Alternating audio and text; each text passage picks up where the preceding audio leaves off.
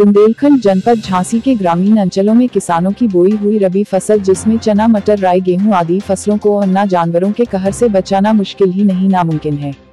कई दिनों से किसान अन्ना जानवरों की रोकथाम की मांग कर रहे थे। जब कोई सुनवाई नहीं हुई तो आज सैकड़ों की संख्या में किसान विकासखंड मौरानीपुर पहुंच गए। धरना प्रदर्शन करते हुए विकासखंड एवं वीडियो का घेराव किया।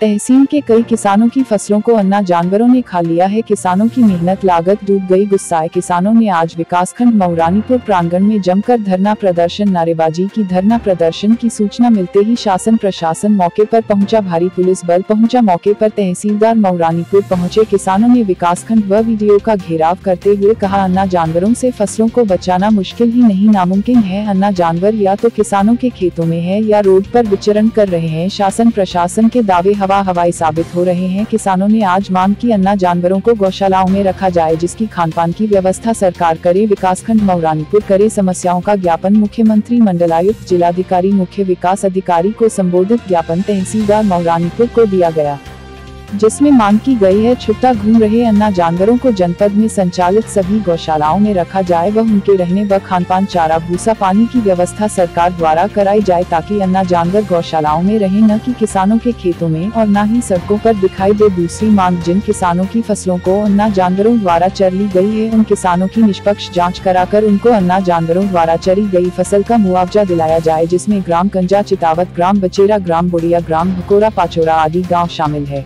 सर, आज किसानों ने यहाँ ब्लॉक का घेराव किया है, क्या समस्याएं हैं इन लोगों की? आपके द्वारा क्या आश्वासन दिए गए हैं? यहाँ पर किसान यूनियन के लोगों और किसानों द्वारा धरना दिया गया और उनकी कुछ मांगे थी। स्पेशली गायों के संबंध में उनकी माननी थी कि गाय जो है अन्ना गोवंश उनके खेत चर जा रहे हैं, उसके संरक्षण के लिए इनके द्वारा मांगे प्रस्तुत की गई हैं। ग्राम पंचायत रोहनी के गौशाला संचालन के संबंध में इनकी मांगे थी। उनकी मांगों का समाधान यहाँ ग्राम प्रधान और सचिव की उपस्थिति में करा दिया गया है। एक अस्थायी गौशाला का निर्माण कराया गया, चूँकि उसकी क्षमता कम थी और इस कारण जो है पूर्ण रूप से वो गौशाला काम नहीं कर पा रही थी, तो अस्थायी बाड़े का भी वहाँ पर व्यवस्था करा दिया गया कि फसलों तक कोई भी अन्ना पशु बाहर ना विचरण करें। उसके लिए इनके समाधान करा दिया गया है। किसानों का कहना है कि वहाँ पर जो गौशाला बनी हुई वहाँ पर एक भी जानवर नहीं रहते हैं, सारे जानवर रोडों में और खेतों में घूम रहे हैं। पहले गौशाला को संचालित कराया गया था, चूँकि उसकी गौशाला की क्षमता सीमित थी, लेकिन वहाँ पर अन्ना पशुओं की संख्या ज़्यादा है। इसके लिए अस्थायी रूप से प्रधान जी को एक बाड़े की व्यवस्था कराने हेतु बता दिया गया है कि जो भी उस गांव में 500-600 पशु हैं उसमें संरक्षित करा दिया जाए।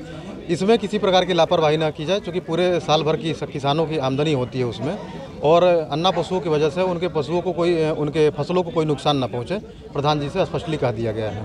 किसानों का कहना है कि उनकी 5 बीघा फसल को नष्ट कर दिया गया है पशुओं द्वारा, तो उसमें क्या उन्हें मुआवजा मिलेगा?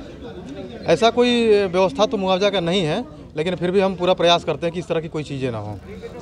प्रधान जी द्वारा खुद कबूला गया है कि गौशाला में जानवर नहीं है, तो इस पर आप क्या कहेंगे? गौशाला, वहाँ पर एक मंदिर समिति है, उस मंदिर समिति को गौशाला हस्तांतरित की गई है। प्रधान जी से मैंने कई बार कहा भी था, तो उनके द्वारा कहा गया कि हमें हैंडओवर नहीं किया गया है, लेकिन हैंडओवर चाहे जिसके भी हो, प्रधान जी से स्पष्टली निर्देश दिए गए हैं कि ग्राम पंचायत में है वो, और ग्राम पंचायत की संपत्ति है, उसमें गौवंश संरक्षित करना अनिवार्य है, अतः उसमें गौवंश संरक्षित कराएं।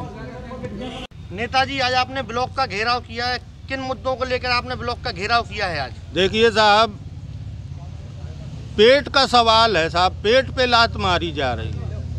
शासन प्रशासन, जिला प्रशासन, मुख्यमंत्री जी कह रहे हैं कि अन्ना जानवर गौशाला में है।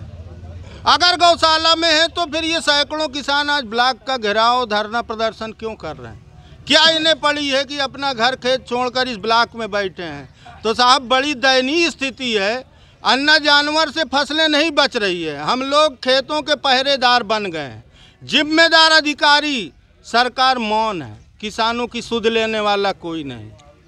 इतने अन्ना जानवर घूम रहे हैं। इस समय किसानों की रबी फसल तैयार हो रही है, जिसमें चना, मटर, राई, गेहूं की फसलें बोई गई हैं। कई ऐसे किसान यहाँ बैठे हैं जिनकी फसलों को अन्ना जानवरों ने चर लिया।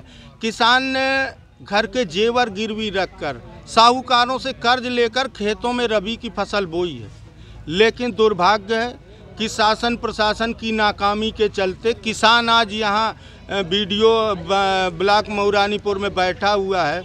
आज ये मांग कर रहा है कि अन्ना जानवरों की रख रखाव सरकार करे, विकासखंड मौरानीपुर करे।